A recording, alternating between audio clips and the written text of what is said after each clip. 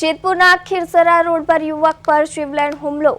શેજાદ અંસારી પર અજાણ્યા શખ્સો તૂટી પડ્યા। માથામાં ધોકાના ઘા વાગતા યુવક લોહી લુહાણ થયો। સાથી મિત્ર મદદ કરવાને બદલે ઘટના સ્થળેથી ભાગ્યો। પોલીસે અજાણ્યા હુમલાખોરની શોધખોળ તેજ કરી દીધી। જેતપુરના ખીરસરા રોડ પર યુવક પર ધોકાથી હુમલા સમયે સાથી મિત્ર ભાગી ગયો હોવાનો આક્ષેપ। इजाग्रस्त ने गंभीर हालत में हॉस्पिटल खसेड़ायो। जेतपुरा खीरसरा रोड पर युवक पर धोखाथी हुमलो।